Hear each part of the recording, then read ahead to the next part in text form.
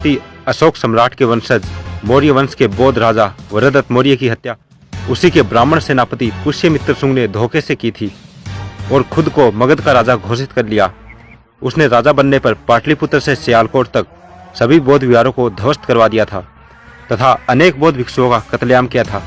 पुष्यमित्र शुंग बौद्धों पर बहुत अत्याचार करता था और ताकत के बल पर उनसे ब्राह्मणों द्वारा रचित मनुस्मृति अनुसार हिंदू धर्म कबूल करवाता था। इसके बाद ब्राह्मण पुष्यमित्र शुंग ने अपने समर्थकों के साथ मिलकर पाटलिपुत्र और सियालकोट के मध्य क्षेत्र पर अधिकार किया और अपनी राजधानी साकेत को बनाया। पुष्यमित्र शुंग ने इसका नाम बदलकर अयोध्या कर दिया। अयोध्या अर्थात बिना युद्ध के बनाई गई राजधानी। राजधानी बनाने के बाद पुष्यमित्र शुंग ने घोषणा की कि जो भी व्यक्ति भगवाधारी बौद्ध भिक्षु का सिर काट कर ले आएगा उसे 100 सोने की मुद्राएं इनाम में दी जाएगी। इस तरह सोने के सिक्कों के लालच में पूरे देश में बौद्ध भिक्षुओं का कत्लेआम हुआ। राजधानी में बौद्ध भिक्षुओं के सिर आने लगे। इसके बाद कुछ चालाक व्यक्ति अपने लाए हुए सर को चुरा लेते थे और उसी सर को दोबारा राजा को दिखाकर स्वर्ण मुद्राएं ले लेते थे। राजा को पता चला कि ऐसा लोग धोखा कर रहे हैं तो राजा ने एक बड़ा पत्थर रखवाया और राजा बौद्ध भिक्षु का सर देकर उस पत्थर पर मरवाकर उसका चेहरा बिगाड़ देता था। इसके बाद बौद्ध भिक्षु के सर को घाघरा नदी में फेंकवा देता था। राजधानी अयोध्या में बौद्ध भिक्षुओं के इतने सर आगे कि कटे हुए सरों से युक्त नदी का नाम सरयुग अर्थात सरयू हो गया। इसी सरयू नदी के तट पर पुष्यमित्र शुंग के राजकवि वाल्मीकि ने रामायण लिखी, जिसमें राम के रूप में पुष्यमित्र शुंग और रावण के रूप में मौर्य सम्राट का वर्णन करते हुए उसकी राजधानी अयोध्या का गुणगान किया था और राजा से बहुत अधिक पुरस्कार पाया था। यही बात वामसेप के संस्थापक वामन मेश्राम भी कह रहे हैं।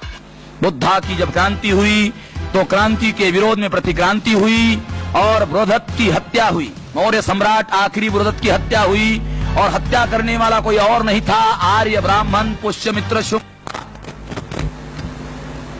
पुष्यमित्र शुंग के दरबार में वाल्मीकि राजकवि था और वाल्मीकि ने पुष्यमित्र शुंग को सामने रखकर ही रामायण लिखा। रामायण का राम कोई और नहीं है, पुष्यमित्र शुंग ही है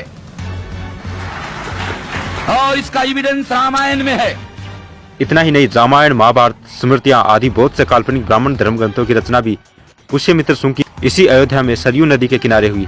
बौद्ध भिक्षुओं के कत्लेआम के कारण सारे बौद्ध विहार खाली हो गए। तब आर्य ब्राह्मणों ने सोचा कि इन बौद्ध विहारों का क्या करें कि आने वाली पीढ़ियों को कभी पता ही नहीं लगे कि बीते वर्षों में ये क्या थे। तब उन्होंने इन बौद्ध विहारों को मंदिरों में बदल दिया और इसमें अपने पूर्वजों व काल्पनिक पात्रों को भगवान बनाकर स्थापित कर दिया और पूजा के नाम पर यह दुकानें खोल दी। ध्यान रहे, वरदत्त मौर्य की हत्या से पूर्व भारत में मंदिर शब्द ही नहीं था और न ही इस तरह की संस्कृति थी। वर्तमान में ब्राह्मण धर्म में पत्थर मारकर नारियल फोड़ने की परंपरा है। ये परंपरा पुष्यमित्र शुंग के बौद्ध भिक्षु के सर को पत्थर पर मारने का प्रतीक है।